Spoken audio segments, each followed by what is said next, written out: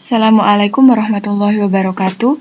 Di video ini aku mau jelasin tentang pengertian teks debat. Pasti kamu udah pernah tahu kan teks debat itu apa? Dari kata-katanya aja udah kelihatan. Dan kamu pasti udah sering juga debat, entah itu debat kusir. Debat kusir itu kayak debat yang biasa ya, yang nggak ada formatnya. Dan misalnya kayak kamu debat sama temenmu, bertengkar sama temenmu, itu masih masuk di debat. Jadi, teks debat ini, kalau di dalam bahasa Indonesia, itu adalah proses saling bertukar pendapat tentang sebuah isu. Jadi, bertukar pendapat, bukan bertengkar ya. Jadi, bertukar pendapat antara pihak yang satu dengan pihak yang lain dan tentang sebuah isu. Nah, isu ini bisa isu yang sedang terjadi saat ini. Jadi, isu yang lagi panas, kayak gitu. Kemudian, pendapat itu harus berisi alasan. Jadi, alasannya itu nggak boleh alasan yang dibuat-buat, tapi harus disertai dengan informasi, bukti, atau data yang akurat. Jadi, kalau misalnya kamu ikut debat, dan kemudian debat kamu itu menggunakan alasan yang benar-benar nggak masuk akal, misalnya, kamu bakalan bisa pendapatmu itu bisa dikalahkan sama pihak yang lain. Jadi, kamu kalau bisa ikut debat, itu gunakan beberapa informasi, bukti, atau data yang akurat.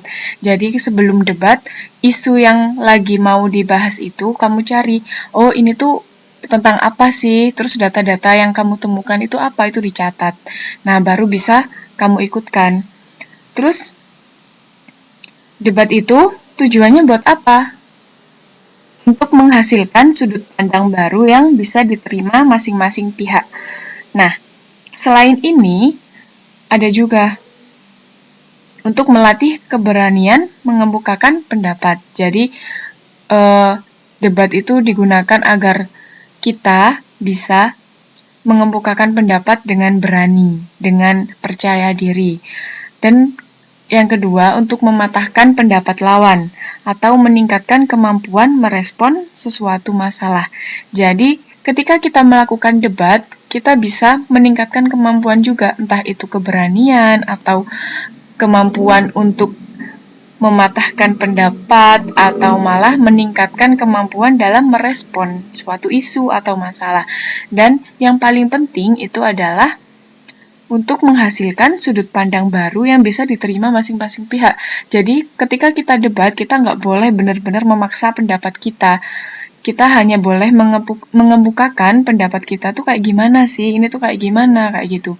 Nah, untuk menghasilkan sudut pandang yang baru, jadi ketika kita debat, kita menghasilkan sudut pandang, oh ternyata menurut orang lain, isu yang ini tuh kayak gini. Jadi kita nggak boleh memaksakan pendapat ya. Jadi kita harus benar-benar membuka pikiran kita dan harus terbuka dengan pendapat orang lain. Jadi nggak boleh menutup pendapat orang lain kepada kita, gitu. Gampang ya. Semoga kamu mengerti dari penjelasan aku yang ini dan bisa diterima. Semoga bermanfaat. Wassalamualaikum warahmatullahi wabarakatuh.